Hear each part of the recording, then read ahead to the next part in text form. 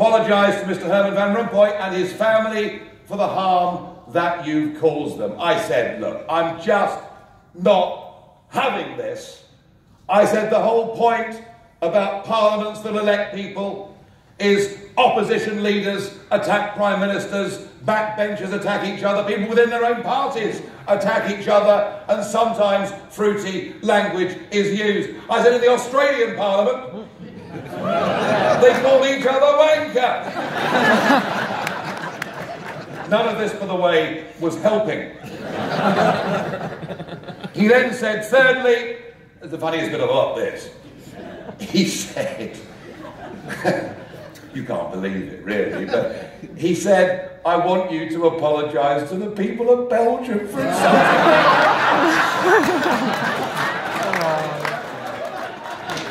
me.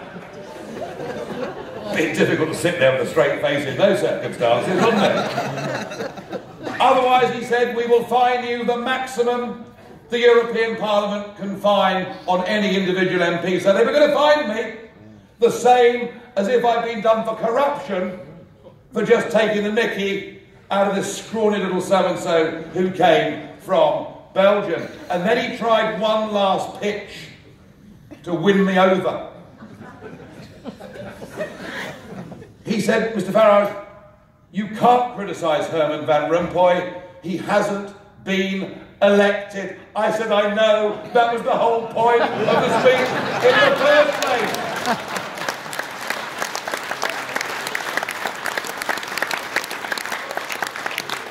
I said, look, do what you like. I'll pay the fine. It's no problem. And by the way, they've been back on to me since then for fines.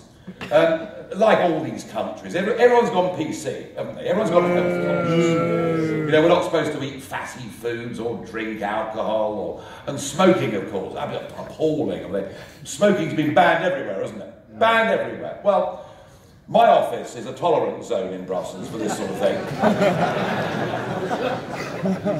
So I mean, as far as I'm concerned, the smoking ban doesn't directly apply to me or my staff. And I've now had my third warning from them. My third warning letter. If you're caught smoking again in the European Parliament office, we will send you a fine. And I've written back to say, look, let's cut out the middleman, let's make this easier and put in place a monthly standing order. But I haven't heard back from them yet, I don't know. They love me over there. Anyway, I left the office, and of course, they had tipped off the press corps. They told the press corps I was going to be threatened with a big fine, and of course, they expected me to do what all career politicians do, to sort of go weak at the knees, pay the fine, apologise, wear sackcloth and ashes for a fortnight, and all will be well. So there they all are, 30 or 40 of them, cameras flashing away, all shouting, have you apologised, have you apologised? And I said, ladies and gentlemen of the press, please, a moment's silence. I said, I think there is a time in a man's life when he has to put up his hands. Admit he's got it wrong. Admit he's gone over the top. Admit he's caused offence. Admit he's made a mistake. And at times like this, it's right and proper to apologise. And I apologise now to bank clerks all over the world for any offence I might have caused them.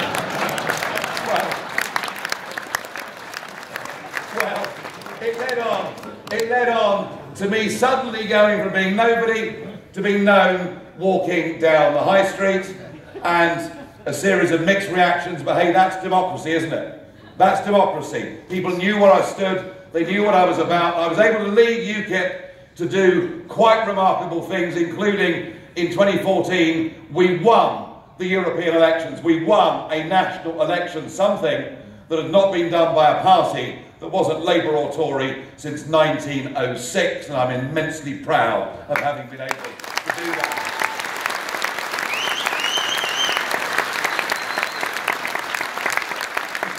And of course we got David Cameron. We got David Cameron into such psychological torture. I'm convinced that he and Samantha still to this day stick pins in an effigy of me every night before they go to bed. I mean, I've ruined his life, really, I suppose, but hey, there we are. It's a rough old game, isn't it? He promised a referendum We had that referendum. We fought that referendum. We had the entire global establishment against us. Every world leader, including our Commonwealth friends, telling us we should not vote to leave. President Barack Obama coming to our country, looking down his nose and sneering at us and telling us we go to the back of the queue. Well, thank God the Democrats have now gone to the back of the queue.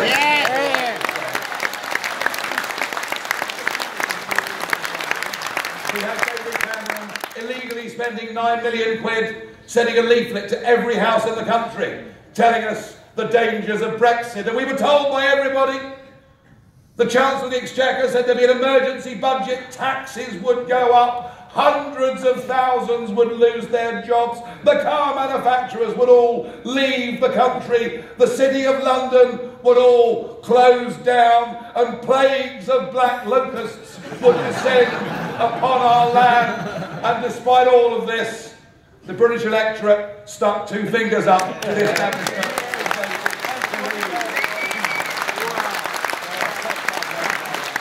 Congratulations, bravo, bravo. That result, that Brexit result, and why, what a night that was fun. That result, I don't think I realised at the time quite the global significance of what Brexit was to mean over the course of the coming years. I didn't even realise on that night the extent to which the establishment would fight to try and stop it from happening. But it was interesting that on the morning of Brexit, a private jet flew from JFK Airport into Western Scotland, where a New York property developer had decided he wanted to be in the United Kingdom. Trump wanted to be there for Brexit. Trump had called Brexit. Trump believed in Brexit. And don't forget, Trump's mother was a Scot. Trump Fields. Trump Fields. We've got some Scots in the audience, have we? We've got some Scots in good. I'm pleased they closed the bar. That's a good thing. Trump felt it. And it wasn't long before I found myself being invited to Jackson, Mississippi by the governor of the state to attend a dinner. And the dinner would be Donald Trump and myself speaking to Mississippian Republican activists. The governor said, "Your Brexit message is the inspiration we need to beat Hillary and to beat the establishment." And remember, nobody gave Trump a cat's chance in hell, did they? Nobody. No. So I was only too pleased to go down to Jackson, Mississippi to meet. I'd never met Trump before. We tried to meet a couple of years before. I know his people have been watching one or two of the things I've been doing. And I was thrilled to meet him. We had a great time. He told this little dinner that he'd begun to call himself Mr. Brexit, but perhaps with me there, he better stop doing that. And we got on very, very well. It was very good, very enjoyable. And then the exciting bit of the night came.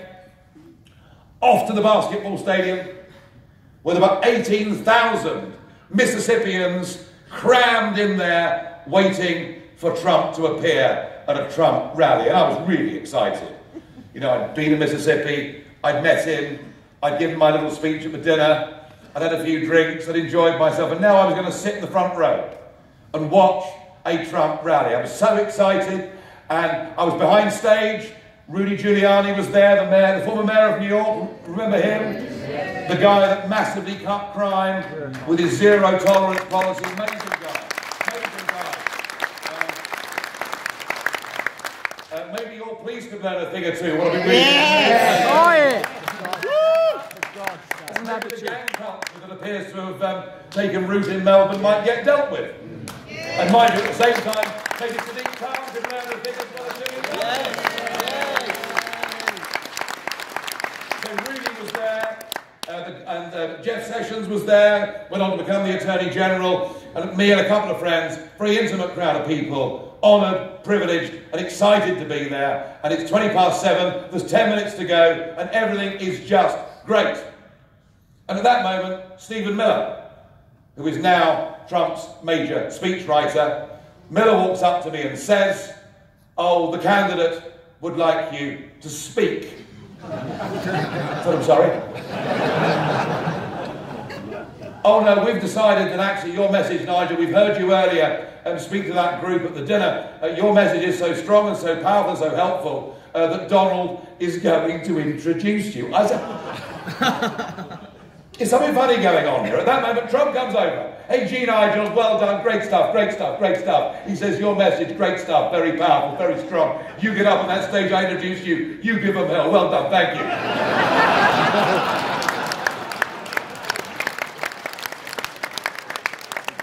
So, we've now got 8 minutes to go. I'm about to become the only foreign person in the history of all US presidential elections to speak at an election rally. It has never, ever happened before.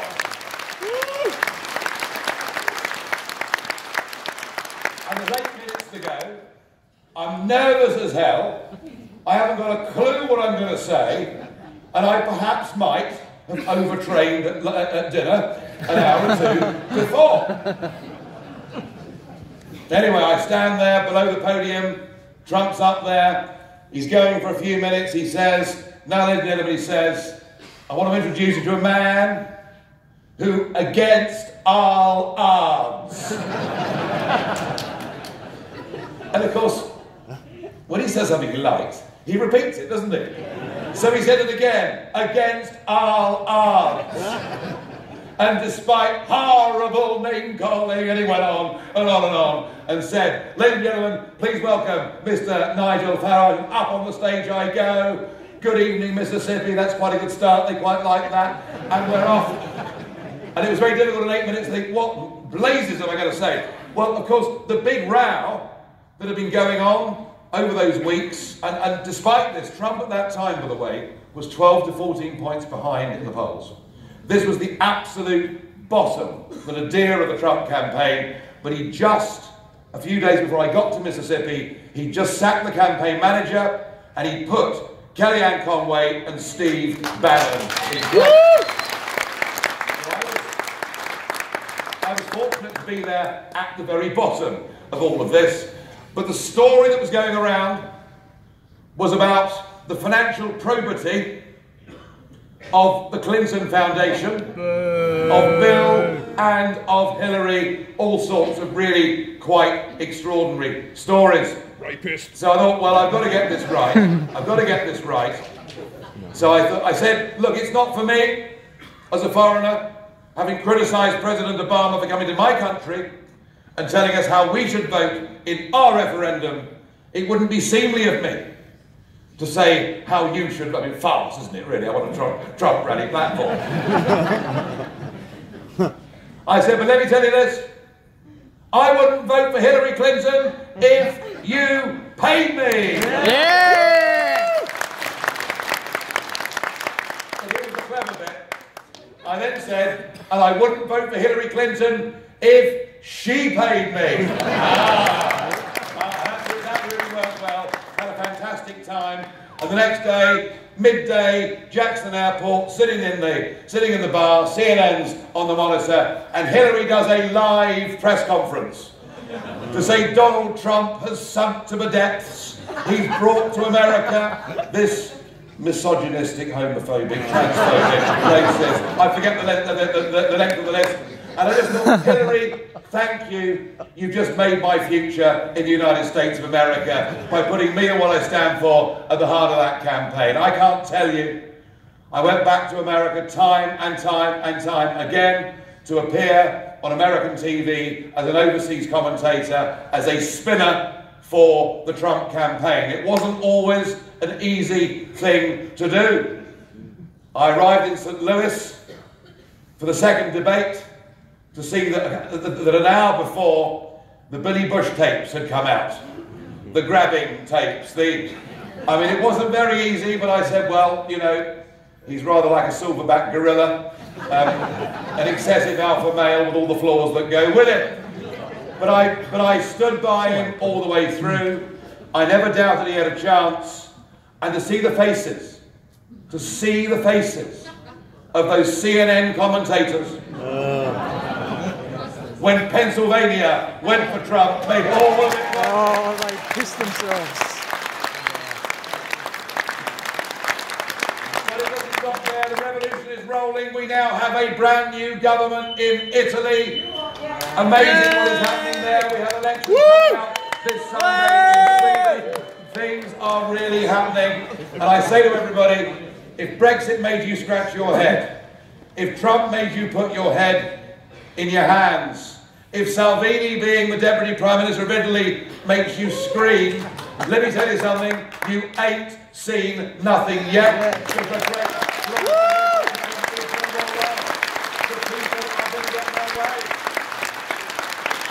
Well, what does it mean for you here in Australia? Well, I have to say in Australia, what is happening in many ways mirrors much of what I've seen around the Western world. The Labour Party moves further to the left. And then, and by the way, isn't it amazing? Only in Australia could the Conservative Party be called the Liberal Party. I'm still working on that one. But the Labour Party...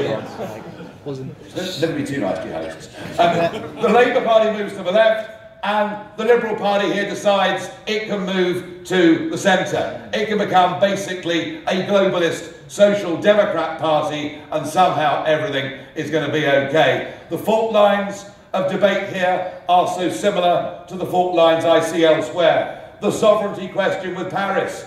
How can it be right that a Prime Minister signs an agreement that binds successive parliaments? That bypasses the whole democratic process. The debate you're having here too on immigration and the sheer pace of it coming into this country, when at one point you were the most admired country on earth in terms of how you managed immigration.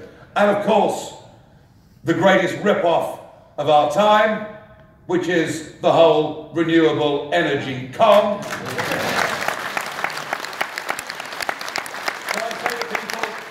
I say to people that if your Liberal Party decides it's going to stick in the centre, then don't think the big shock. Don't think the big earthquake. Don't think the global revolution can't come to Australia too, because it certainly can. Yes. It certainly can. And from my perspective, one of my motivations for Brexit wasn't just so that we should be a free country, the rest of Europe should be free countries, but that we should put right what we did wrong back in 1973. I'm not somebody who's for apologies. I'm not somebody who wants to tear down statues. I'm not part of that crazy movement. But it still beggars belief that we stabbed in the back our real kith and kin, our friends in the world like you, back in 1973 by joining the common market. Despite that, there is a great love that still exists between Australians and British people. It's there. It's very real.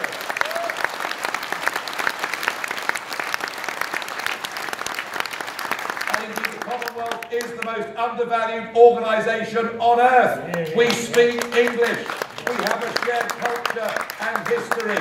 We have common law. In many cases, similar contract law. There is a big, exciting world for us outside the European Union. You can benefit too. We'll get our relations back on a normal track. And I look back now at what's happened over the last couple of years, and I almost have to pinch myself to think that there I was, sitting in a pub opposite the Medal Exchange where I worked in the city back in about 1990, deciding I was going to go and take on the establishment, but wondering whether it was a bit like the charge of a light brigade. And actually, do you know what? I think I was the first person out there that helped to spark this revolution. So folks, you can protest as much as you like outside tonight. We are winning and we are happy warriors.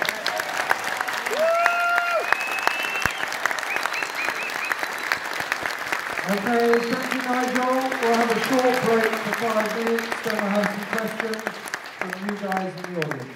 Thank you. It's amazing. Amazing. Good.